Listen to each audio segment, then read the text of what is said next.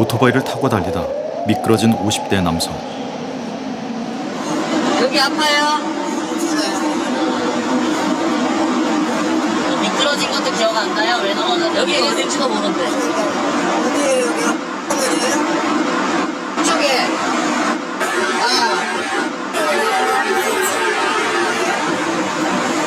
내가 할게. 오케이. 자, 누울게요. 하나, 둘, 셋.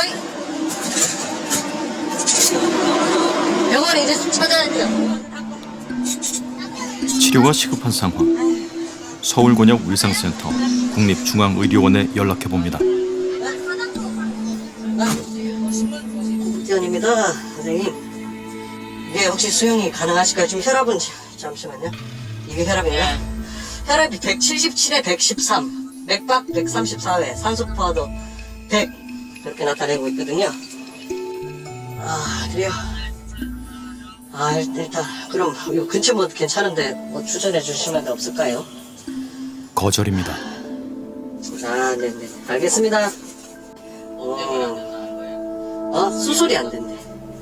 국립중앙 외상센터에서 수술.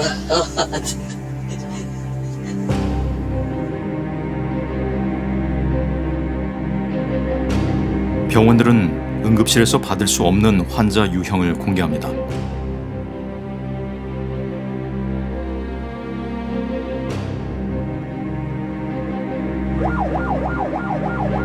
하지만 여기 해당하지 않아도 진료를 거절당하기 일쑤입니다. 근처 제일 가까운 병원은 안 되면 광역으로 부탁드립니다. 안 돼서 지금 전화 드리는 거예요. 그럼 광역으로 부탁드립니다. 광역이요? 거기는 사유가 어떻게 인력 부족이신가요? 네네. 네, 알겠습니다. 인력 부족.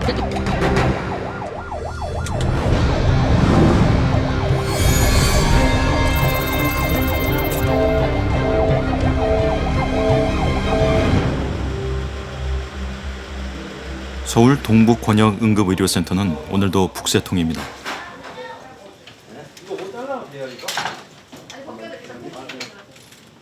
어린이 환자는 두려움에 울음이 터졌습니다. 왜 울어? 울지 마. 아무것도 안 했어. 아이를 달래는 사이 119 구급대가 또 다른 환자를 밀고 들어옵니다.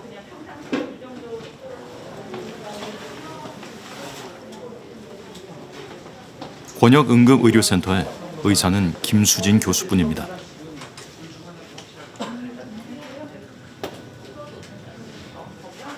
한 듀티당 전공의가 한 2명에서 최소한 많을 때는 4명, 그리고 인턴 선생님이 1명에서 2명 이렇게 근무를 했었으니까 최소한, 그리고 전문의도 1명에서 2명 이렇게 근무를 최소한 했었기 때문에 지금은 인력이 1명, 2명밖에 없는 상태인 거고 1.5명 정도 되겠네요. 그리고 의사 인력 전체가 전문의든 뭐든 최소한 6명에서 많게는 한 8명까지도 동시 타임에 근무를 했으니까 지금은 당연히 숫자가 많이 줄었죠. 누구? 잠깐만. 펜 컨트롤 지금? 네네, 원하신다고 하셔가지고. 네. 세트펜 줄게요. 네, 감사합니다. 검사나 투약 오더를 내고 설명을 해야겠다. 보호자에게 설명을 하고 다리나 불편하신 데는 없어요? 환자를 진료하고 처치하고 진료 기록을 정리하기까지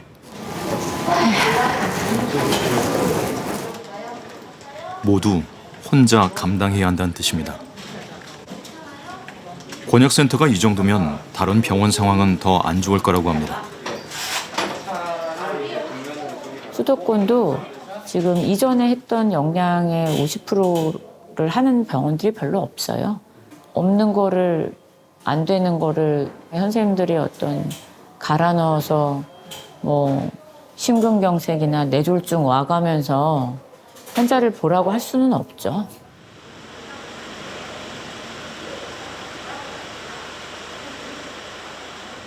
광진구 위성 환자가 성북구 안암병원까지 왔습니다.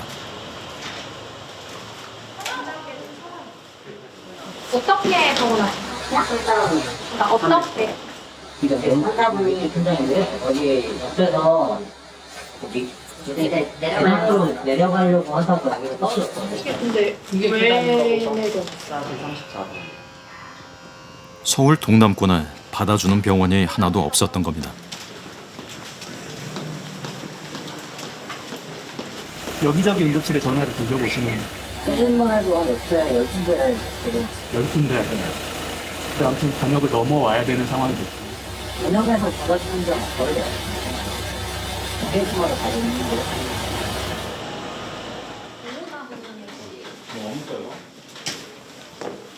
골든타임, 골든아워 이런 표현 많이 쓰잖아요. 네네.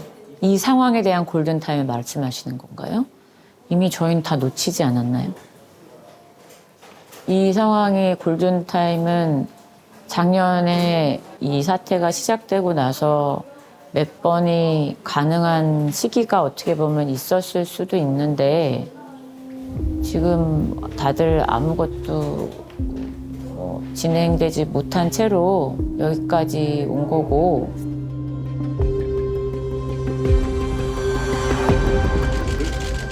안녕하십니까. 1월 19일 홍보기획단장입니다. 지금부터 의과대학 입학정원 총선을 앞둔 지난해 2월 2025 학년도부터 의과대학 정원을 2,000명 증원하여 현재 3,058명에서 5,058명으로 확대합니다. 정부의 갑작스러운 의대 증원 발표에 의사들은 집단 행동으로 응수했습니다. 대한의사협회 제41대 집행부는 총사퇴할 것이며 즉각적인 총파업 절차에 돌입할 것입니다. 의대 증원 결사반대! 결사반대! 결사반대! 결사반대!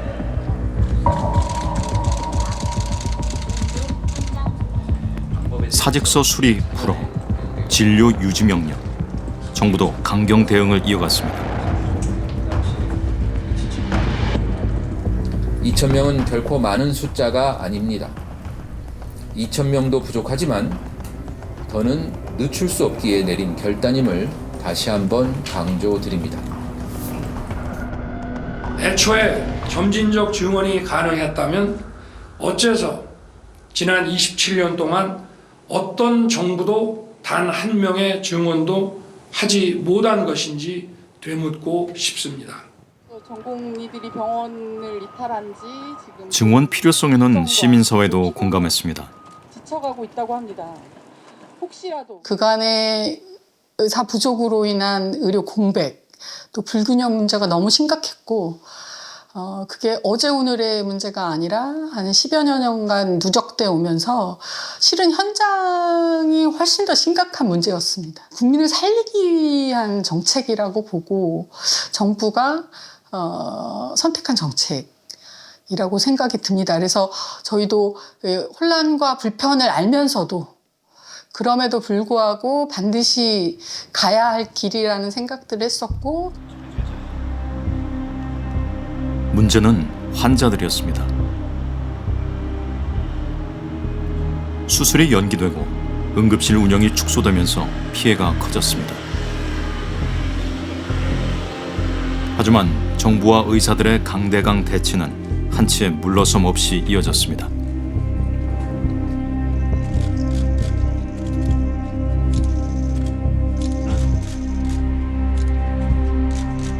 없는 것하고 말하는 것조차도 어려운데요. 그냥 싸움만 진흙탕 싸움만 했죠.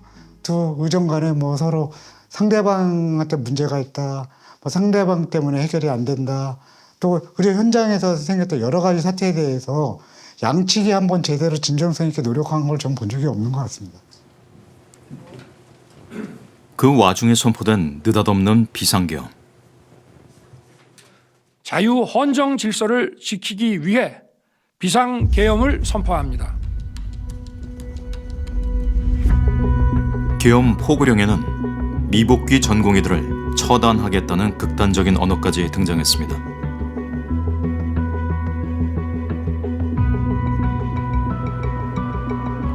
(1월에) 마감한 올해 상반기 수련에 지원한 전공의는 2%에 그쳤습니다.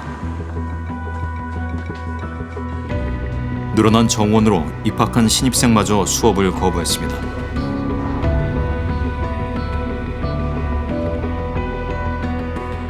자발적으로나 수업 거부를 참여하고 있어. 정식 자체가 전부 다 의사에게 불리하게 작용하고 있기 때문에. 대통령 파면 이후 정부는 의대 증원 정책을 사실상 백지화했습니다. 2026학년도에 한하여 대학에서 의과대학 모집 인원을 2024학년도 입학 정원 수준으로 조정할 수 있도록 법령 개정을 추진하겠습니다. 의사단체들은 더 나아가 의료개혁 전면 백지화를 요구하고 있습니다. 수가 체계는 여전히 비정상이고 정부는 어사탄만 하고 있습니다. 그 현실을 너무 잘 알기에 우리는 이 싸움을 멈출 수 없습니다.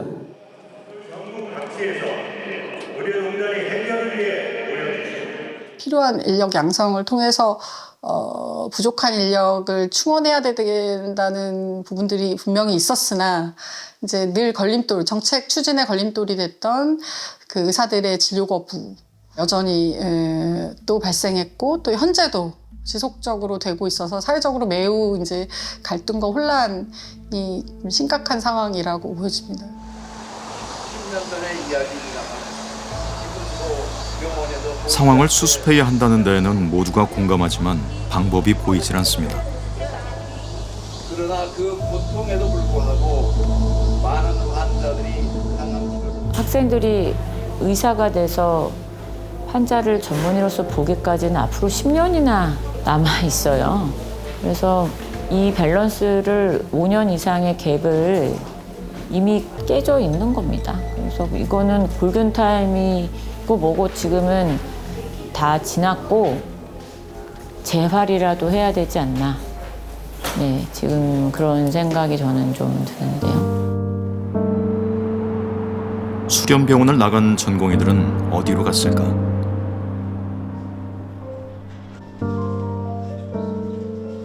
서울 권역응급의료센터에서 수련하던 전공의 한 명은 대구 피부과에 취업했습니다. 오늘 들어갈 거는 어쨌든 뭐 피부 자체가 그렇게 막 뭐 잡티도 별로 없으시고 톤도 좀 밝은 편이고 이러셔가지고 그게 막 시술이 막 필요하거나 그런 상태는 아니시거든요. 이쪽으로 누워보시고요. 네. 신발은 벗으시고. 주 5일 오전 10시부터 저녁 8시까지 근무 시간은 짧지 않습니다. 조금만 더 올라올까요? 네, 좋습니다. 오늘 들어갈 거는 기본적인 토닝 레이저고요. 피부 톤이나 잡티 이런 거에 조금 도움이 되고요. 예측 가능한 저녁에 있는 보통의 삶을 살면서도 급여는 전공의 시절보다 늘었습니다. 이전에 레이저 해본 적 있으세요? 처음이세요? 자, 이제 반대쪽 돌려보시고 버스터부터 들어가겠습니다. 최전선에서 생명을 살리면서도 종종 취객들에게 시달리고 소송 가능성을 의식하던 생활. 필수 의료를 만취 음주운전에 비유합니다. 많이 들어가고 있어가지고 운이 좋으면 사고가 안 나겠죠. 만취 음주운전 당은 사고가 나면 당연히 처벌을 받겠죠. 근데 바이탈 저희가 느끼기에는 한국에서는 죽을 위험성이 매우 높은 환자를 진료를 하다 보면 언제는 환자를 잃을 거란 말이에요. 그리고 그 중에 누군가는 또 소송을 걸 거란 말이에요. 그러면 그 중에 또 어떤 경우는 저희한테 불리한 판결이 날 거란 말이에요. 그러면 이게 과연 맞냐? 저희가 이제 그렇게 만취한 상태로 내가 알고서 내 의지로 운전죄를 잡는 게 수련을 중단한 지 이미 1년 반 가까이 지난 이들을 되돌려 세울 수 있을까? 이대로 가면 괜찮은 겁니까? 이미 글쎄요, 이대로 가면 의료는 조금 그죠? 대한민국 의료는 조금 심각하게 망가지지 않을까? 이미 망가졌지만 거의 뭐 의료 시스템이라는 게 없어질 수준까지 가지 않을까? 개인적으로는 네. 전문의의 길을 걸으실 겁니까? 아니면 그냥 고민 중이신가요? 지금 이 상황, 그러니까 지금 저를 둘러싸고 이 상황이 변하지 않고 이대로라면 저는 아마 걷지 않을 것 같습니다. 올해 전문의 자격 취득자는 지난해보다 80% 줄었습니다.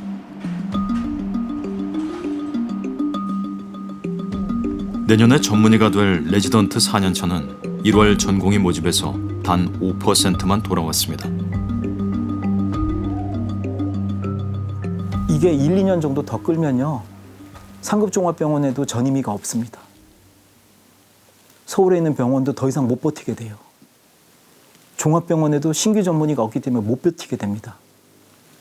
감기라든가 고혈압, 고지혈증, 당뇨병을 볼 수 있어도 환자가 목숨이 경각에 달린 병들, 이런 병들은 못 보게 돼요.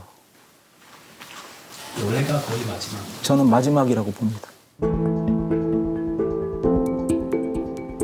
여기에 의사 면허시험에 응시해야 할 의대 본과 4학년은 55%가 유급됐습니다. 올해 면허를 딴 의사는 예년의 10분의 1에도 못 미쳤는데 2년째 의사 배출 절벽도 확정됐습니다. 보건의료 정책에서 가장 핵심은 인력과 장비입니다.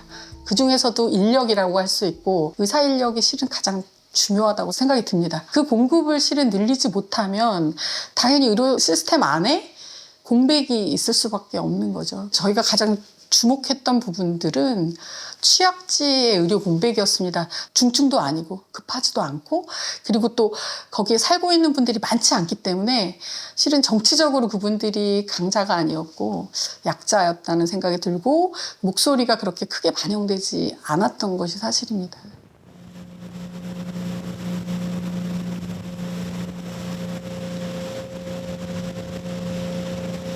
전남 완도군 흑일도. 50가구가 채 안 되는 주민들이 사는 섬에 반가운 배가 왔습니다.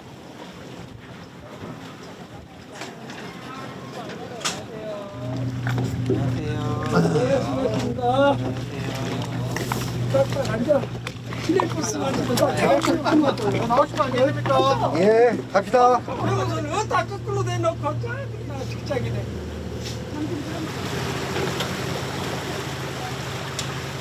섬 가까이에 큰 배를 댈 수가 없어서 작은 배로 주민들을 실어 나릅니다.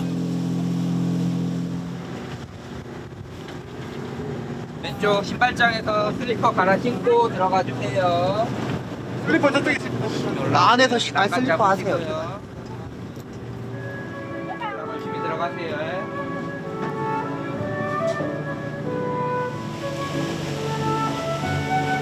전라남도 병원서는 1년에 4번 섬을 방문합니다.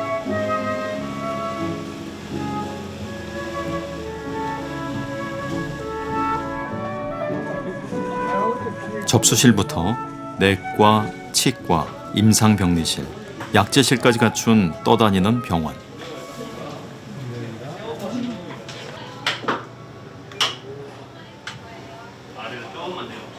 나쁘지 않으시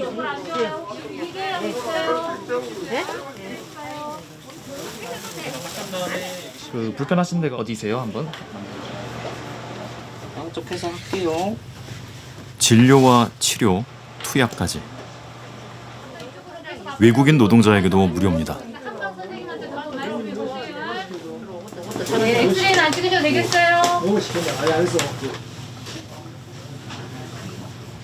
치료 뒤에는 상비 약품도 무료로 챙겨줍니다. 어머니 약은 지금 발염증 약이 지금 알레르기야. 알레르기야. 요거 10일 처방이 났거든요. 안 거치요 저거. 약이 많아요? 우리 식구가 10명 살아요. 10명이요? 예. 그러니까 막 감기약이랑 관절약이랑 샀어요. 이거 3개월에 병원서 한 번씩 오잖아요. 그러면 섬에서 사니까 비상약으로 타다 놓고 아프면 당장 아파서가 아니라 일단 예. 좀 받아놓고 받아놓으면 이렇게 일하다 보면 애들이 상비약으로 쓸 수가 있어요. 섬이라 바람 보고 그러면 이상한 배 타고 나오려면 못 나오잖아요. 아예 나가지도 못하니까. 병원선이 없어진다면 어떨까요? 못 다니면 우리는 죽는 것 같은 그런 기분이 들죠. 섬이라 얼마나 우리가 이거 약 타다 편리하게 쓰는데요. 불편하죠. 우리가 이 3개월이 다 돼가면 엄청 기다리거든요. 이런 약재 같은 것이 다 떨어지고 그러면 감기약 코로나 그 시대 때도 이렇게 섬이라 못 나가고 그러면 이 감기약을 먹어도 그 코로나를 이길 수 있었어요. 하지만 병원선의 미래는 장담하기 어렵습니다. 식사는 제때 하세요? 병원선 의사는 모두 군 복무를 대신하는 공중보건 의사들인데 가파르게 줄고 있습니다. 앞으로 불편하시면 말씀하세요.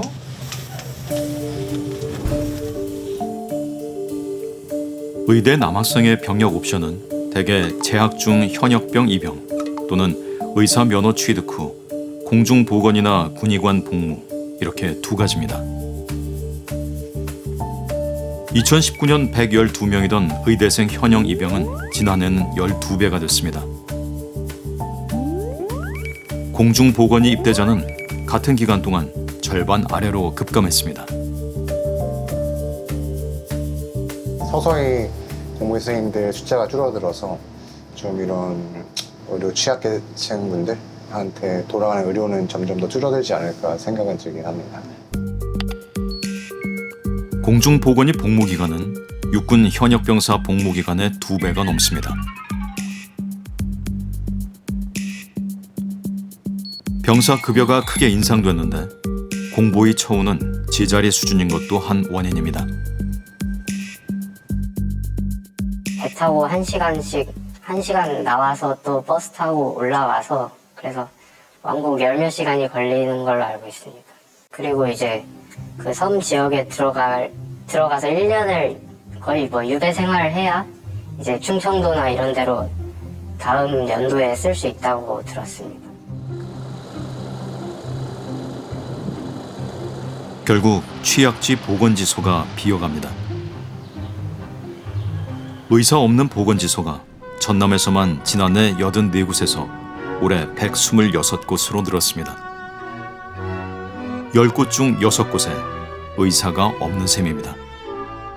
이렇게 꼭 어지럽고 눈 시력도 이렇게 안 좋고. 맞아요. 어머니 조금만 신경 쓰시면 어지럽고 그러신다겠어요. 오늘 혈압 어떤지 한번 재볼게요, 어머니. 마음 편하게 잡수시고. 어머니 조금만 더 당겨보시겠어요? 취약지에서는 공중보건의가 보건지소 서너 곳을 돌아다니며 진료하거나 원격 진료도 시도합니다. 어머니 그 혈압이 높으실 때마다 이전부터 머리가 조금 아프시고 어지럽고 하셨다던데 오늘 혈압이 혹시 어떻게 되세요? 161에 76. 어머니 안녕하세요. 네, 안녕하세요. 네 어머니 차신명 어머니 맞으시죠? 네. 네. 어머니 혹시 댁에서 혈압 재고 계세요? 약 한 번씩 재봐요. 어머니 사실 이제 혈압이 조금 높긴 높아요. 혹시 이제 댁에서 음식 같은 거 드실 때도요. 조금 이제 최대한 짜게 먹는 거는 좀 자제해 주시고 예. 지속적으로 혈압이 계속 높게 나오면 이제 혈압약을 증량하는 단계로 넘어가는 게 좋을 것 같아요, 어머니. 그래요, 어머니 약 잘 챙겨 드시고요. 네, 알겠습니다. 감사합니다. 섬 주민들은 보건진료소마저 닫을까 걱정입니다. 다른 것도 아닌 그 사람의 그 아픈 데를 책임질 수 있는 그런 진료소 아닙니까? 그런데 그런 것을 동네 사람 인구가 적다고 없어도 된다는 것은 그건 나는 말이 안 된다고 생각합니다.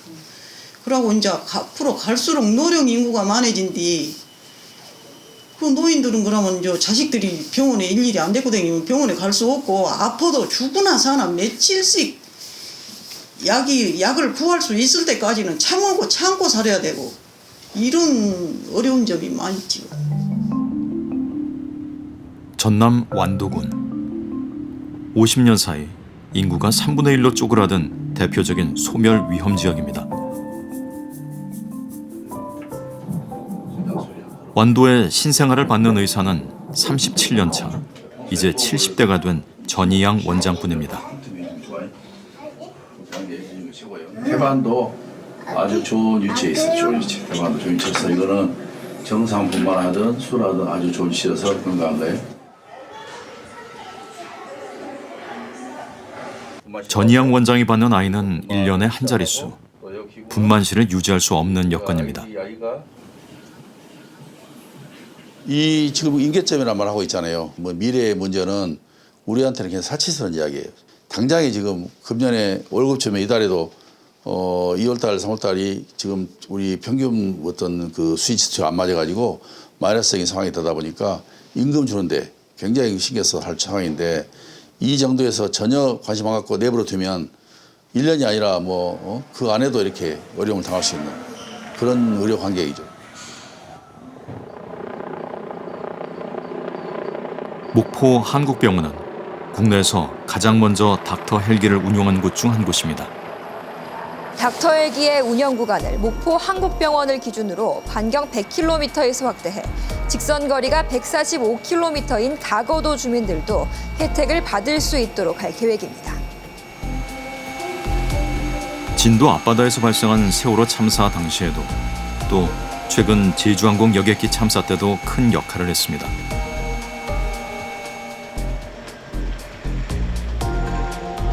대학병원도 의대도 없는 전남에서 상급 종합병원 역할을 합니다.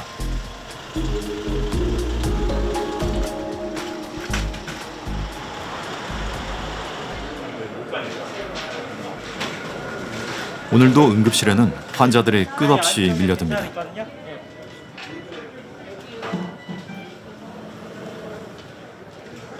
의사 채우기는 쉽지 않습니다.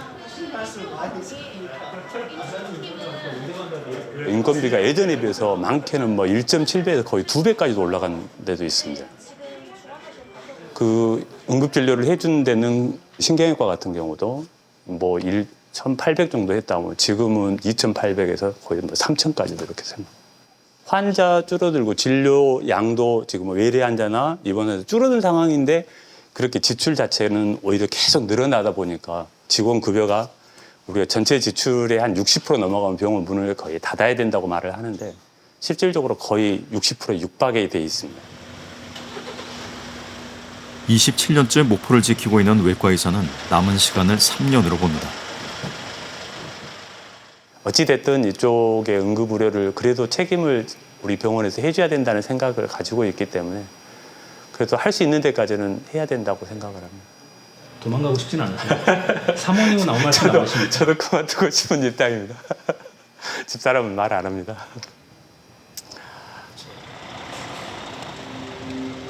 지역 거점 국립대병원도 상황이 크게 다르지 않습니다. 평일 오후인데도 병동 조명이 꺼졌고 빈 병상들만 병실을 지킵니다. 작년에 이제 의사들이 나가면서 병동을 폐쇄해서 몇 군데는 이제 계속 폐쇄하고 그대로 유지가 되고 있고 병동에서 근무하시던 분들이 PA 간호사로 전환 배치되기도 하고 네 다른 병동으로 가기도 하고 300명 가깝게 그 이제 대기 중에 간호사들이 발령이 안 나고 있어요. 지난해 서울대와 경북대 병원이 1,000억 원 넘게 적자를 봤습니다. 전남대와 부산대 병원 적자도 나란히 600억 원이 넘었습니다.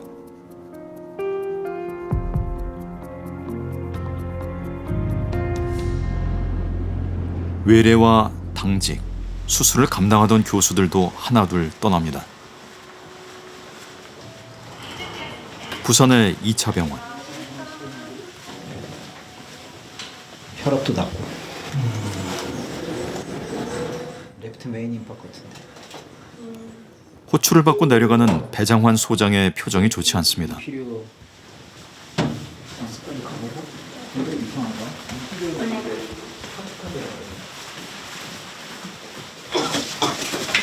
할머니, 눈 좀 떠봐요. 가슴이 많이 아프게? 답답해요? 언제부터 그러셨어요? 심근경색에 의심되는 응급 상황입니다.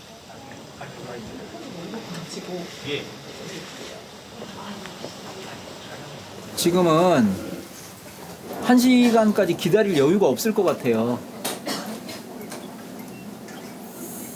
지금은 관상동맥 조영술이라고 막힌 혈관을 찾아서 가능하면 열어줘야 될 것 같거든요. 심장마비로 돌아가실 가능성이 상당히 높습니다.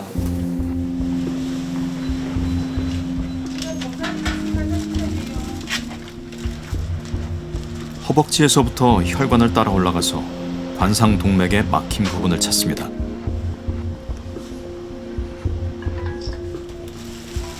응급실 도착 후 1시간 안에 모든 과정을 진행하는 배 소장. 2005년부터 지난해까지는 충북 권역 심혈관센터를 지켰습니다. 그는 왜 부산 2차 병원으로 옮겨왔을까?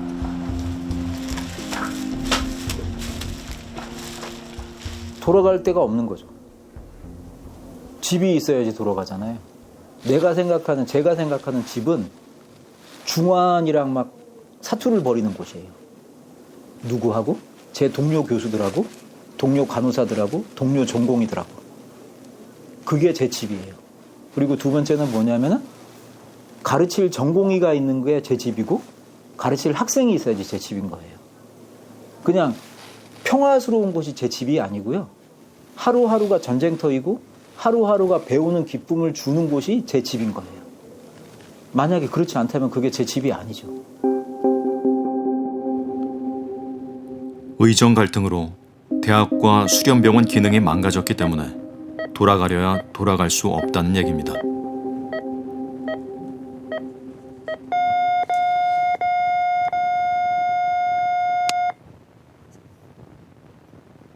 수술 지연 같은 것들이 생기거나 아니면 필요할 때 의정 갈등은 의료 현장에 어떤 영향을 미쳤을까? 입장에서는 이동했다 이렇게 해석할 수도 있으니까. 시사기획창은 고려대 의대 예방의학교실과 함께 사망자 데이터를 분석해봤습니다. 필요할 때 필요한 의료 행위를 못 받게 되면 코로나19 시기에 초과 사망이 굉장히 많은 상황이었기 때문에 24년에는 전년도와 비교해서는 사망률이 오히려 감소한 상황을 보고 있고요. 하지만 이게 착각하시면 안 되는 게 사망률이라고 하는 것은 전체 인구에서 몇 %가 사망하고 있냐라는 데이터인 겁니다. 하지만 85세 이상의 인구들은 계속해서 늘어나고 있기 때문에 사망률 자체는 줄어든다라고 하더라도 사망자의 숫자는 늘어난 것처럼 보일 수가 있습니다. 규모가 계속 커지고 있습니다. 네. 생애 마지막을 보내는 장소에 그런데 있어서는 사망 장소에서 주목할 만한 변화가 보였습니다. 병원보다 상급 종합병원에서 생애의 마지막을 보내시는 분들의 비율은 한 3%포인트 정도가 감소한 상황이고, 그리고 이 사망의 마지막 장소가 종합병원이나 요양병원이나 아니면 병원이 아닌 장소에서의 사망의 증가로 이어지고 있는 상황입니다. 아니면 요양병원이나 가정에서 임종을 보내시는 분들이 늘어나야 되는 것이 맞는 방향이긴 하지만 이게 강제적으로 일어난 변화라는 게 문제가 있는 것이고요. 상급종합병원에서의 비율이 떨어졌다고 하는 것은 비용이 증가했을 가능성도 있다는 의미이기도 합니다. 광주 지역 요양병원에서는 상급 종합병원에 환자 이송 문의 전화를 거의 하지 않는다고 합니다. 거절당할 게 뻔하기 때문입니다.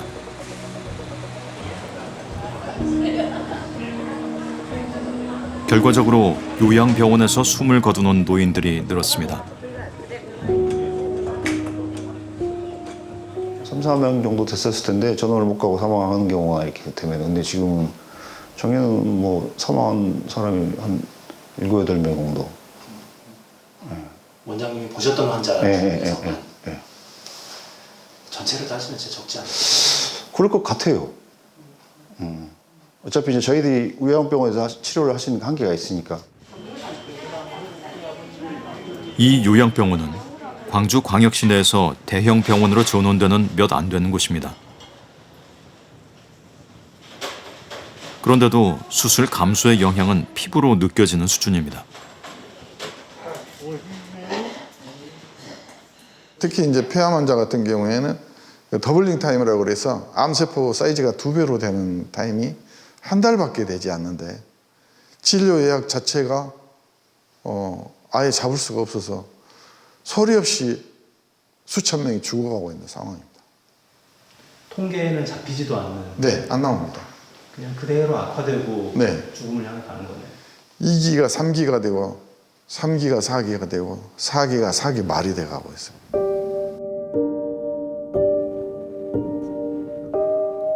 전공의들이 자리를 비운 사이 수술은 급감했습니다.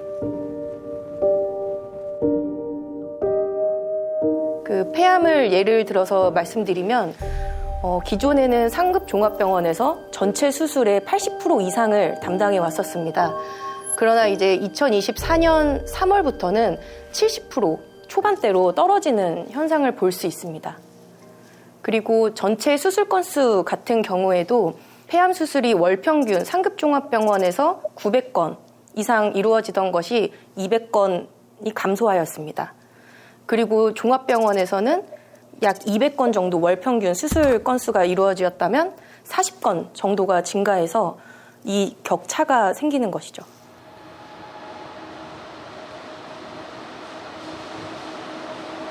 그런데도 여전히 중증 환자들의 마지막 희망을 품고 찾는 곳. 서울의 이른바 빅5 병원입니다.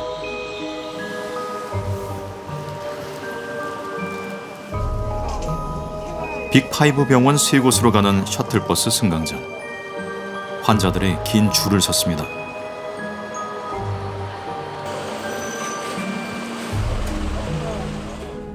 어디서 올라오셨나요? 말기 암 환자는 3주에 한 번꼴로 부산과 서울을 오갑니다. 부산에서 오셨어요. 어떤 거 치료받으러 오셨습니까? 도착합니다. 아침에 뭐 4시 한 반 정도 돼가 일어나갖고 아침 먹고 이제 오늘은 병원에 와서 3군데를 거쳐야 되니까 CT 사진도 찍어야 되고 항암도 해야 되고 또 소화기 내과에 가서 이제 또 한 군데를 또 볼 돼가지고 건강검진하니까 그쪽에 또 이상이 있다 그래갖고. 이야, 그리고 오늘 바로 다시 내려가시는 거예요? 네, 그래가 시험하고 앉아 내려가면 오늘 조금 늦게 내려가지. 그럼 몇 시쯤 도착하시는 거예요? 오늘은 집에 내려가면 한 8시, 9시 가까이 돼요. 새벽 4시 반에 깨셔가지고. 예. 우리 보면 혜태 그래 보고도 한 번 올라오면 한 50만 원씩 들어가거든요. 원칙적으로 의료보험증에 표시된 권역 안에서 진료받도록 제안했던 제도는 1998년 폐지됐습니다.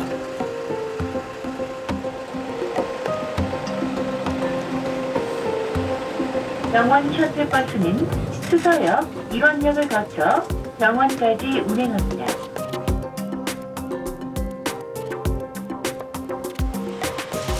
그러면서 빅5 병원 집중은 더 심해졌습니다.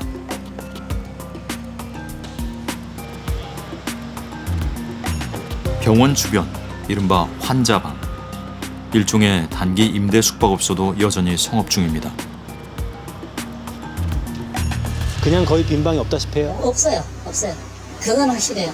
그리고 이제 또 SRT 같은 경우는 표도 예매도 거의 안 돼요. 항상 만차잖아요. 그러니까 이거 표 없다고 자고 가야 된다고 난리야 난리.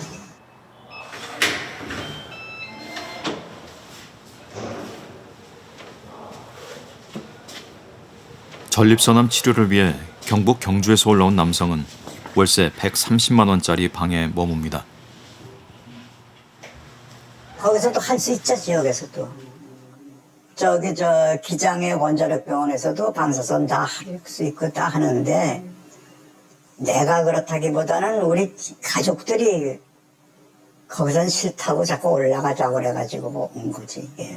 믿을 만한 좋은 병원으로 가셔야 예, 됩니다. 예.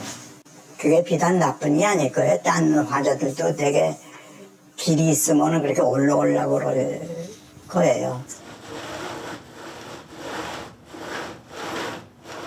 중증 질환 환자들은 대개 가족들 성화에 못 이겨 수도권 병원으로 올라옵니다.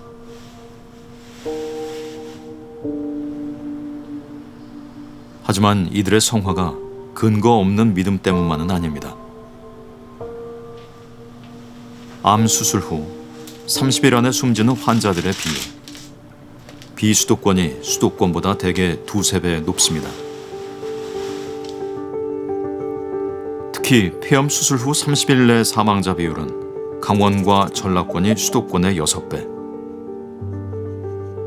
충청과 경상권도 2배가 넘습니다. 왔다 갔다 하시려면 시간도 체력도 비용도 부담은 되시죠? 그렇죠. 근데 생명이 관련되니까 최대한 할 수 있는 하고 싶어서 다 사람이 되지.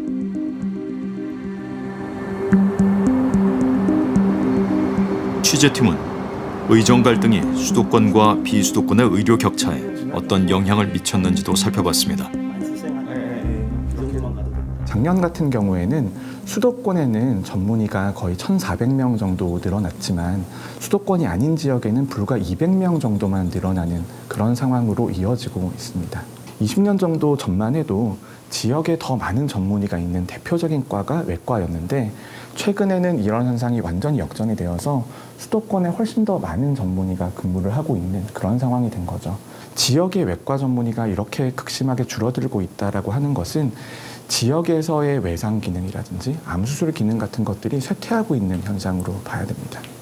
저 그래프에서도 작년 4개 분기만 봐도 급격하게 네. 떨어지는 게 보이니까요. 1년 사이에. 네, 가장 크게 떨어진 건 2024년 1분기부터 4분기입니다. 추세가 굉장히 강화되는 게 지역에서 일하던 전문의들이 수도권으로 이동했음을 보여주는 데이터가 처음으로 확인된 겁니다.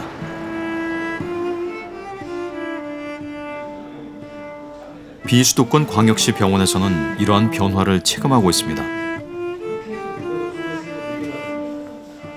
그라인더 작업하다가 눈에 튀신 분이 저희 응급실로 오셔서 안과 진료를 받는데 이제 항구 적출이 필요한 상황인데 그 수술이 가능한 병원이 없어서 그분 같은 경우는 한 3-4시간 정도 저희가 이제 전화로 알아보고 헤매다가 뭐 천안 쪽으로 가신 경우도 있었고. 대구에서 천안까지요? 네네. 그마저도 이제 안 된다. 네, 그러니까 되게 좀 그래도 흔히 말하는 믿을 만한 분들, 든든한 분들이 몇 분씩 계셨거든. 어느 병원에 누가 계시고 저희 병원에 누가 계셨고 이러이러한 분들이 있는데 이제 그분들이 뭐 사라지고 이러니까 좀 무서운 거죠. 네. 드릴 수 있는 말씀은 그냥 진짜 뭐 집 밖에 안 나가고 주말에 아프면 안 되고 밤에 아프면 안 되고 이거 말고는 진짜 없는 것 같아요.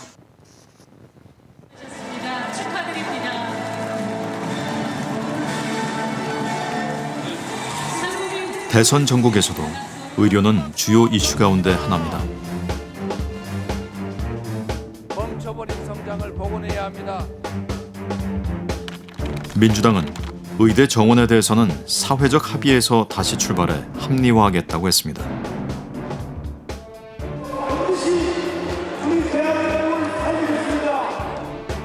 국민의힘에서도 의료 개혁을 원점 재검토하고 시스템을 6개월 안에 재건하겠다고 약속했습니다. 공급자와 정부가 정기적으로 만나서 그리고 여러 가지 논의들을 장기적인 관점에서 할 수 있는 그런 협의체를 만드는 것도 저는 의미가 있다고 생각을 합니다. 그리고 국민들에게는 장기적으로 어떠한 미래가 예상이 되어 있고 그런 미래에서 우리의 보건의료 정책이 어떠한 방향을 가지고 있다라는 그런 설명을 해드리는 게 가장 중요하다고 생각을 하고요. 그런 설명을 해드리는 데 있어서는 솔직함이 또 하나의 요소라고 생각을 합니다.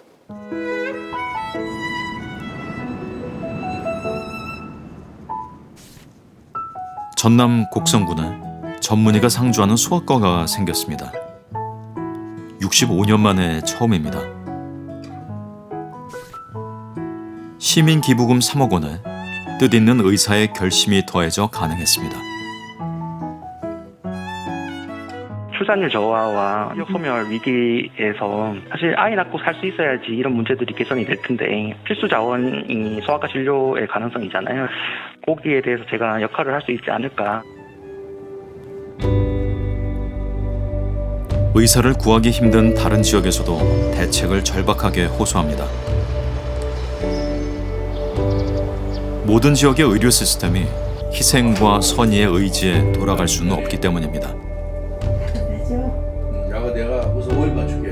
그 중공영제라는 그런 표현을 쓰는데 지자체 단체에서 그 평균적으로 손해가 안 나게 보전해주는 그런 방법을 앞으로 하지 않으면 농어촌의 응급의료뿐만 아니라 필수의료 모든 의료가 자꾸 취약이 돼서 나중에는 임계점에서 어느 실정이 되면 이 운영이 안 되면 결국 어떻게 하겠어요?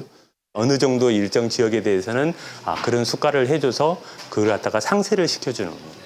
예를 들어 뭐 똑같은 내시경을 해도 위 네. 내시경을 해도 네. 서울에서 그걸 10,000원이라면 네. 지역은 한 2만 원 정도로 해서 네, 조금 수가를 갖다 더 보존을 해주는 거죠.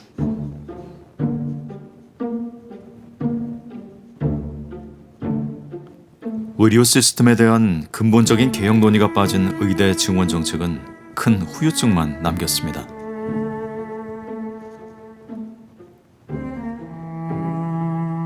의사들의 서울 집중은 심해졌고 향후 수년간 새로운 의사 배출은 오히려 줄게 됐습니다.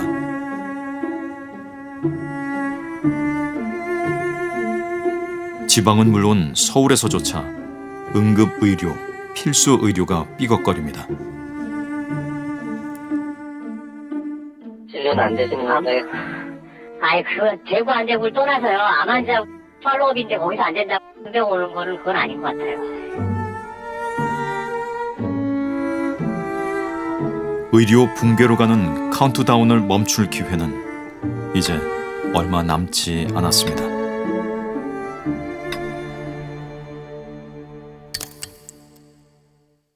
어떤 영역의 의사가 모자란 거고 그래서 그 의사들을 어떻게 양성할 건지 그 어떻게 부분을 더 많이 이야기해야 되는 것 같아요. 근데 어떻게가 아니라 계속 숫자만 얘기하고 있는 거예요, 양쪽에서. 그런 답답함이 있어서 좀 이제는 정말로 그 다음을 좀 얘기해 주셨으면 좋겠어요, 양쪽에서. 문제는 이제 이 아이들 같은 경우는 이 부분이 이제 혈관이나 선천성 질환. 네, 선천성 질환이고요. 선생님이 이제 수술해야겠네요. 더 이상 기다릴 수 없겠네요. 라고 하셨어요. 그래서 저희도 그렇군요 하고 그럼 2, 3개월 안에 하겠네 하고 진료실을 나와서 수술 스케줄링 해주시는 분하고 얘기를 하는데 어머니 26년 5월로 나와요. 이렇게 얘기를 하시더라고요. 26년, 네. 25년이 아니고. 네, 의사가 모자라는 상황이 계속되고 있기 때문에 이게 제때제때 수술이 하기가 어렵다라고 하시면서 저희 앞에 50명 정도가 더 있기 때문에 뭐 취소 자리가 나와도 빨리빨리 저희한테까지 오기는 어려울 거예요. 이렇게 얘기를 하셨어요. 그래서 조금 많이 당황했죠. 사실은 지금 해야 되는 시술인데 기다릴 수는 없지 않나.